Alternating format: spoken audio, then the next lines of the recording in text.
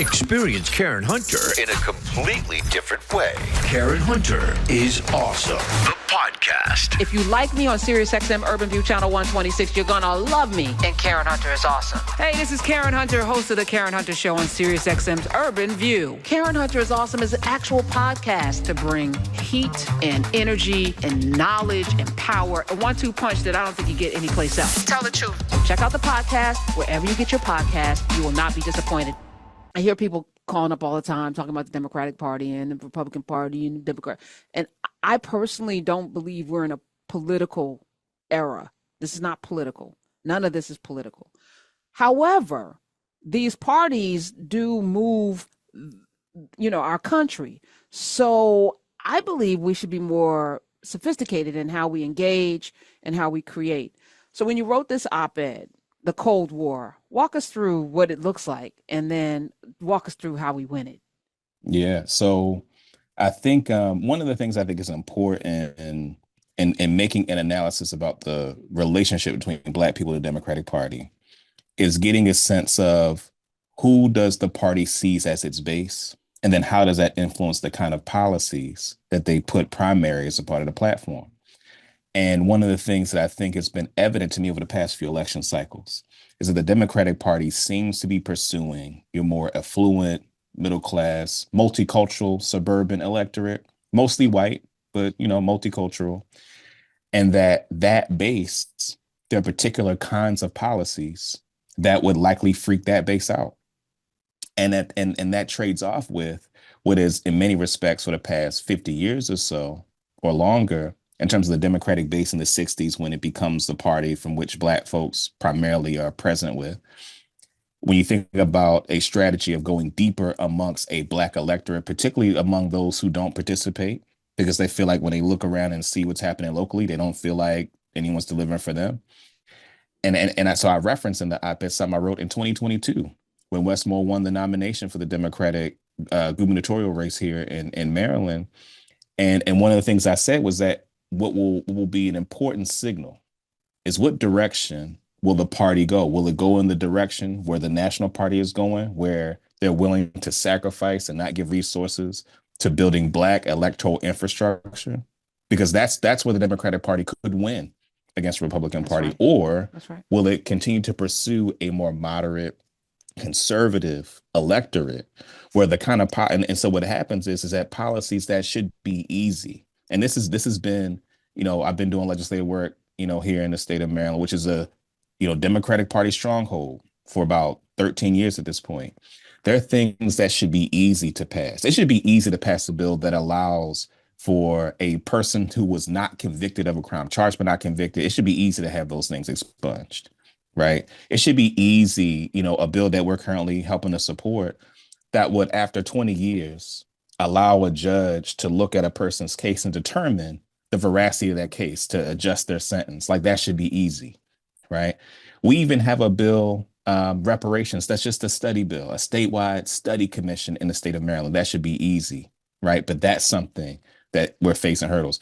And so I think part of why I mentioned and described it as a Cold War is because this tension is not something that's explicitly being talked about, but I think is extremely important for your average lay person to know that battle is happening so that they can be intentional about which side, right, of that Cold War that it's important to be on. And one of the things I mentioned in the piece, I ran for State Central Committee in 2022 to push back against the conservative Democratic Party agenda that was happening where I live. So I ran, I don't have no allegiance to the Democratic Party, but I'm clear that in order to win, and for people to get elected, I'm clear that it makes sense for me to be on the State Central Committee.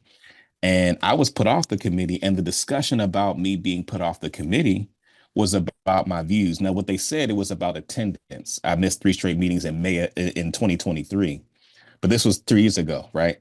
But in the discussion about my removal, the discussion ended up being about my public criticism of the Democratic Party. It can't get criticized. So Dayvon, help me walk through it, because when I think about any party, it's the people, or it should be, right? So Right. when I talk about South Carolina and primarying Nancy Mace, if she decides, she's very vulnerable. She won her primary with 22,800 votes. She can get up out the paint in that primary. And I was like, we could run anybody against her, put an R on, we support them with our dollars, make sure that they are everywhere, social media, whatever, run them against her, because R's and D's, what the hell? What was Joe Manchin? He was a Democrat. Was he really? Kristen Sinema, is she really a Democrat? Was Joe Lieberman, we've seen this before. People coming and baiting and switching. Why aren't we doing that? Right? Because it's just the people. And if a person has Dayvon Love's love for people running as a Republican against Nancy Mace in South Carolina, he can win that primary because we can show up if we register as Republican and vote for him. Now everything changes. And I think we don't do enough of it. It's always waiting for somebody to do something, to do the right thing, as opposed to us doing something and making them follow the people. That's right. But it seems like the hardest thing to get people to understand. Yeah. Well, I think a part of it is, I think, particularly for Black folks, very few of us have ever had the experience of wielding power that doesn't emanate from being sanctioned by some mainstream white institution. Right. Is that what it takes? No, so hold on, Dayvon. I think you are saying something here. Most of us have only seen power through that lens. I think many folks we can't imagine making people do things. So I think I mentioned the last time I was on the show about the work we did for the Reparations Commission we established for the war on drugs here in the state of Maryland and in Baltimore. And one of the things that people have said to me, people who we recruited to serve on the commission, one of the things people have said is like, they didn't believe it was real. Right. But they didn't believe it was real because, and again, this goes to the theory of change as well. I think people think that in order to make reparations happen, white people got to be on board. And what I've said to them is like, no, we're going to make them do it. Right. And part of the tactic that we use, and I don't know if I told this story the last time, but in the Senate Finance Committee, right, they wanted to pass a bill to legalize recreational cannabis. It's an 11-member committee. 4 of them were Black legislators. The 4 Black legislators got together and I gave them their marching orders, and they squatted up and said that this bill will not move unless this community repair and reinvestment fund language is in the bill. Right. And that's how it got there. Right. So it wasn't a matter of like we had to get the white people to decide that they cared about Black people. It is the political leverage that you use, and that's how political interests in general are advanced. But again, I think part of the challenge sometimes is that very few of us have been in a position where you're using political might that doesn't emanate from something that's sanctioned by white folks. And I think for a lot of people, that's just not an experience they've had of having power that's independent of that. I had a discussion today that I'm going to share as a podcast with a venture capitalist named Melissa Bradley. And she talked about the Kerner report and the Citigroup closing the racial inequality gap that showed that the U.S. economy, the United States economy lost $16 trillion over the last 20 years because of racism. We're supposed to be a capitalist society, right? If messaging, Democrats, Republicans, whatever, messaging around capitalism, right? We don't like it, it's toxic or whatever, but if this is a country about supply and demand and making money for the rich, $16 trillion lost because of racism should be a gong going off, right? This should be a problem. Mm-hmm. That means we've lost money that could feed people and do things, and you can have more spaceships to go to the Mars and the moon or whatever. $16 trillion. The Kerner report said it in the 60s. Same thing. This is a problem.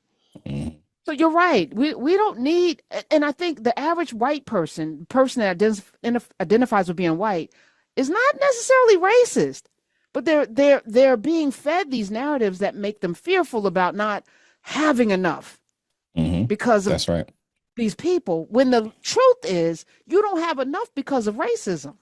That's right. And I think, so one of the things that we've been battling, and I mentioned in the op-ed you reference, is some of the issues on criminal and juvenile justice, because we're seeing kind of a backlash in terms of the progress that we made. And, one of the things when we talk about like, what is the impact of societal narratives of racism and white supremacy, right? And particularly as it relates to criminal and juvenile justice, narratives of Black people being inherently violent, right, inherently criminal? Like, what is the actual policy impact? Well, when you look at, policies, for instance, like automatically charging youth as adults, right? So that's something we've been fighting here, right?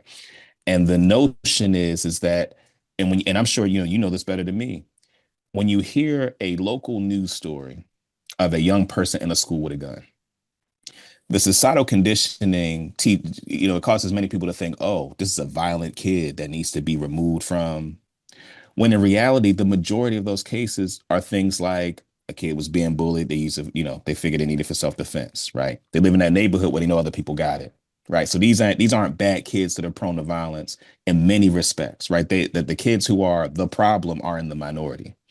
So when we think about like what has fueled mass incarceration, it has been those societal narratives that make it so that that kid that has a gun in a book bag is automatically a bad kid and automatically has to do time in prison, right? And unfortunately, in Maryland, they put them in adult prison, right, where they don't have access to education, they don't have access to mental health services, where we're trying to fight so that they start in the juvenile system.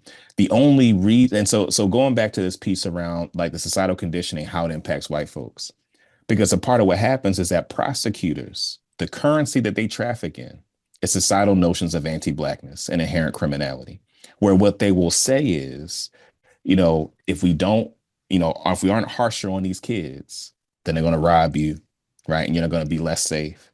And those narratives are extremely salient, right? But they also are very electorally beneficial for prosecutors in places where they represent those folks, right? But you know what's wild about that, Dayvon? Because I've been thinking about all of this. 75% of white folk who identify as white folk segregate themselves. They're not even in community with these kids.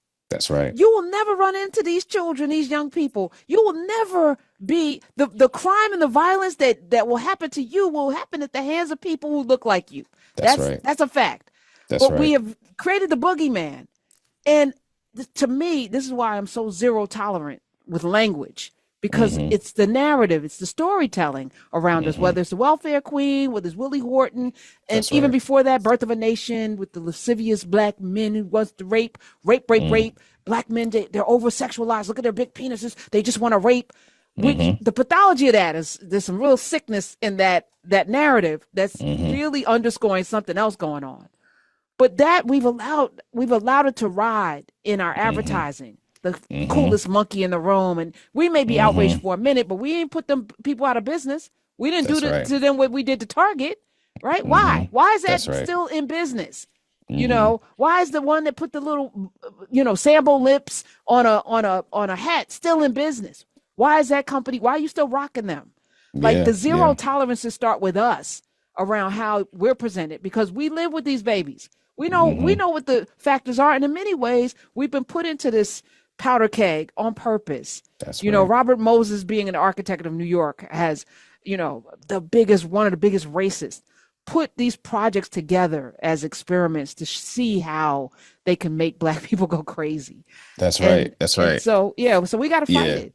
Yeah. I mean, one of the things we're dealing with in Maryland, but it's a problem around the country, Sinclair Broadcasting, David Smith, right? I mean, just the policies that I'm describing, and what they do is they'll take, individual extreme instances of criminality and brutality, and then they make it so that people think that that's everybody, and they do it over and over again. When I'm in Annapolis, our state's capital, the prosecutors use the same handful of heinous examples when the majority of the people who are incarcerated are not that, right? And Maryland's interesting because with 30% Black, but 72% of the prison population, and all those narratives, I think drive that. And I think a part of this is one of the things I think I mentioned in that op-ed is that Democrats agree with Republicans on this issue more than they want people to know that they agree. These notions of inherent criminality, because like you said, they're not around these kids, right? But there's an aspect of it where they agree that Black people are inherently violent and criminal. Like they agree with that, but they know they can't say it explicitly because that would impact their electoral viability. So those people that do that, we should out them, because they're not Democrats. They're racist. They're not Democrats. They're anti-Black. And so, if you are a Democrat, you should not want somebody like that representing your party. So Mm-hmm. as you're talking, we're with Dayvon Love. He is amazing, by the way. lbsbaltimore.com. L is in love, of course, leaders. B for beautiful, S for struggle, baltimore.com. How did Westmore become governor of a state that is only 30% African American? So let's talk about that. So one interesting fact is that for the past three gubernatorial cycles, we've had a Black nominee for governor, right? So the first one, Anthony Brown, who is now Attorney General, he was Lieutenant Governor back then, lost in what was a political upset, right? The little known Republican Larry Hogan. Mm. The 2018 race, though, is something. So part of, in terms of answering your question, the Democratic Party's rank and file at this point is largely majority people of color. So you take the 30% Black, about 14%, Latino, right?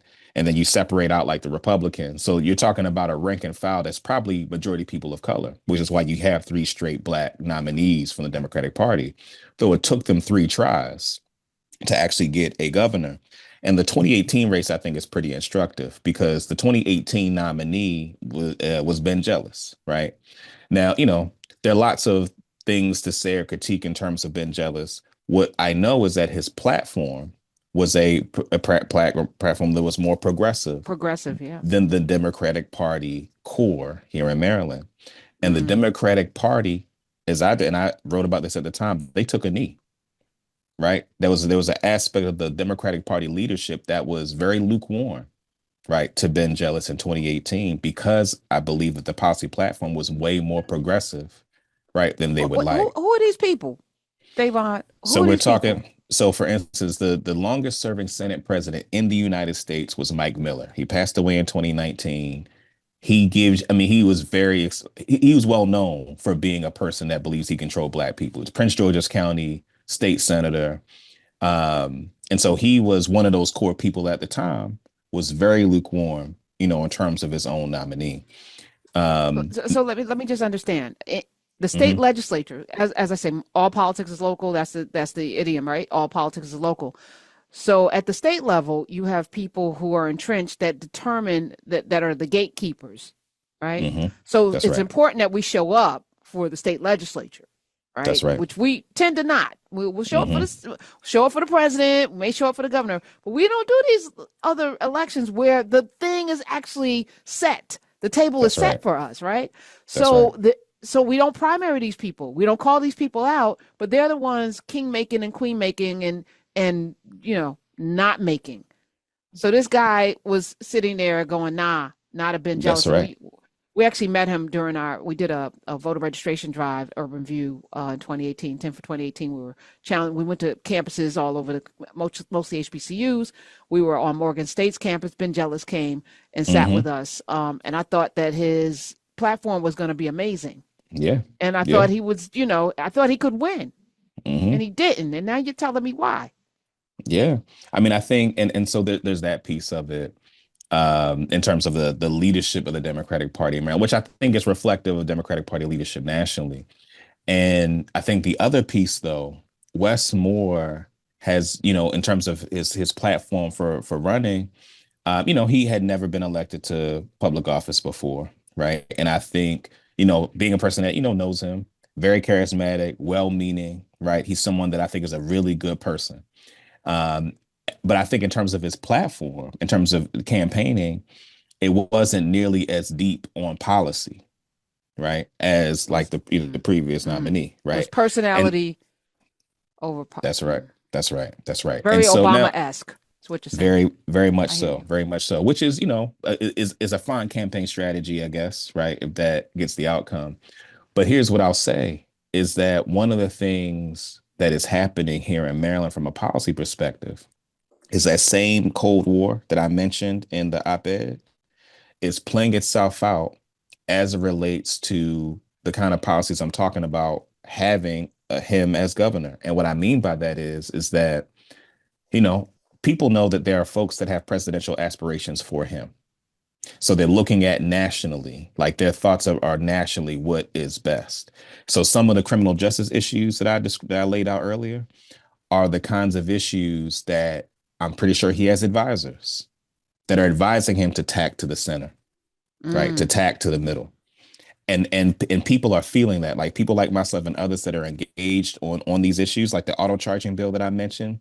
It died. It didn't make it out of crossover. There's a bill that we're currently supporting on called Second Look that I mentioned that would give, people, if they've been in jail for 20 years, a second look. A judge can look at their, and that's something that that should be easy, right? But I think because people are so anxious about what is the national climate on these issues, there's a level of conservatism that is coming along that is stopping some of those kinds of initiatives. Why would that matter? You're the governor of Maryland.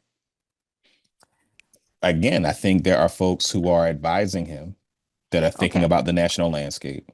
You know what I mean? So let me ask you, and this is for everyone listening.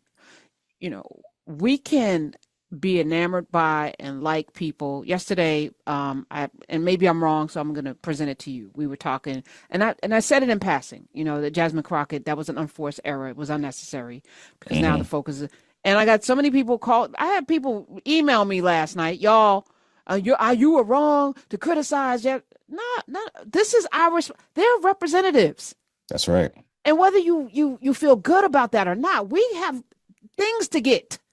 That's right. We ain't got time for the nonsense, okay? And you don't have to like somebody every time somebody says something bad about Obama, whatever. People get he's not your uncle or your daddy or your friend. These are representatives. These are politicians whose job it is to go to Washington and get resources or go to the State House and get resources. That's the relationship. This is not a popularity contest. And if we can't grow up into pressing people to do things, we don't deserve to have anything. That's right. That's all I'm saying. We can't be mad about stuff when it's hurting the end goal, and the end goal is freedom. That's like, right. damn, I don't get it. So, Dayvon, how do we navigate the fragile feelings of people who like me? I like him. He's wonderful. He can do the electric slide. He's beautiful. Oh my God, he throws a football. He's got a beautiful family. He's Black excellence, and he's all of that. That's right. But he's also a politician who we should force into doing, like you said, make people do the things we need them to do. How do we navigate that, Dayvon? Yeah, I will. Two things. So first is, and to your point, I think America's mainstream media climate has made politics a horse race, where people focus so much on the individual personalities as opposed to understanding what are the networks and webs of affiliation that constitute that person's political presence, right? So you can understand what actually undergirds them. What are the interests that are behind them? So a part of it is understanding people through that lens, as opposed to like you said, I like the person. You can like the person, what's behind them. But I would say the second thing is that, one of the things that I hear people say that I think well-meaning is, let's not put, let's settle things behind closed doors, right? Let's not put our, dirty laundry out in the street. And I think that we have to get to a place where we have to understand that sometimes, and in fact, in many instances, we have to be willing to be disinvited from the things, right? We have to be willing to be the person who, and even me saying what I've said about, Governor Moore in this conversation, I'm going to hear about it, right? There are going to be people that are going to say, but I'm clear. I'm okay with, if that means I'm disinvited to a few things, or if that changes the level of communication, I got to do what I got to do. So we can't criticize. I was talking with powers that be here, about folk that come and they avoid this platform. They avoid this show. And I'm like, but you are asking for people's vote. You don't want to come someplace where you're going to be asked real questions? Like, really? Well, they've been advised not to come and that to me is more insulting than, coming and having a bad showing and, having the camera up your nose or whatever and being disrespectful. I think it's more insulting to not show up and be asked questions. I don't know what to do about that, because we have flipped the relationship. We are the ones in charge. They work for us. It's a job interview. Don't you want to be interviewed for a job? You don't just get a job just because you're cute. You gotta be quality. Let us ask you some questions, put you through. And what they don't realize is the exchange makes them better. if they're really about this life. Right. And I think a part of it too, it's a theory of change that is fundamentally at the core of how people relate to these conversations, right? Because I think rightly so, I think some of the historical narratives we got shapes this in people, where we need a very exceptional individual person in a high office to deliver for us. I think that is the theory of change. And so then what happens is people get protective because they believe that that works. Now, you and I know enough history to know that that actually isn't what's going to be the most effective way to deliver for our community. But so many people in our community are conditioned to think to themselves, we got to protect this brother, right? And we do got to protect him, right? But not in the way of of smoothing over, right, certain important issues. And again, my hope is that in even, talking about this publicly, talking about the issues, right, that it creates the possibility for more discussion so that even if there's disagreement, like even if his camp is like, yeah, we just don't agree with your characterization of policies, we can hold you to that. And when people vote for you, they're voting for the reality of what your position actually is. I think part of the challenge sometimes, and this part isn't unique to Governor Moore, but I think Democrats in particular, there's a way that they try as hard as they can to kill things without having to publicly say that is the position they take. Right. Yes. And that's often half the battle, is getting them to just say admit that it. you want to lock up more black kids. Right. Say that it makes you feel safe to lock up more black kids. Okay. Then if people want to elect you because that's your belief, then that's a whole nother thing. Right. Right. Don't hide and run. So how do we, in your position as organizer, as somebody's there on the ground, how do we support you? And then how do we become you in these places that we live? So I think I'll start with your last question first. So I think, one of the things that I tell people is that, there are very small, simple things that you can do in your community that serve as training to go, higher level policy advocacy. So even if something as simple as like, you got a broken swing on the playground in your neighborhood, right? Because in order to get that fixed, there are a bunch of things you got to know who your council person is. You got to know what committee would that go through, what city agency, right? So even something as simple as fixing a swing on a playground will require you to learn a bunch of things about the systems and the processes that it takes in order to do that. And usually the convenings, the meetings where those decisions are made are usually not super well attended. So you'll get to know very intimately many of the folks who are primary decision makers. So I always tell people in terms of what it takes to, get to a level where you're engaged in high level policy advocacy, start with stuff that's very local and immediate. And from there, it's going to teach you, the process in terms of how to go even further. There's a pothole that I know some of you are tired of jacking up. I had one in my neighborhood, a pothole that was messing up my car. Instead of going that route, I went to Home Depot and got that filler and filled it in myself. The city must not have liked the material that I used, but the next week they came out and did it officially, right? So, sometimes it's that. Not everybody has the wherewithal, the means to go and fill in potholes, but you need to know who's in charge of potholes, because a lot of times that's a complaint we're shaking our fists about, but you're right. That's the pathway to knowing power and the decision makers. We got to know where the power is. I love that. Experience Karen Hunter in a completely different way. Karen Hunter is awesome. The podcast. If you like me on SiriusXM Urban View Channel 126, you're going to love me. And Karen Hunter is awesome. Hey, this is Karen Hunter, host of The Karen Hunter Show on SiriusXM's Urban View. Karen Hunter is Awesome is an actual podcast to bring heat and energy and knowledge and power. A 1-2 punch that I don't think you get anyplace else. Tell the truth. So check out the podcast. Wherever you get your podcast, you will not be disappointed.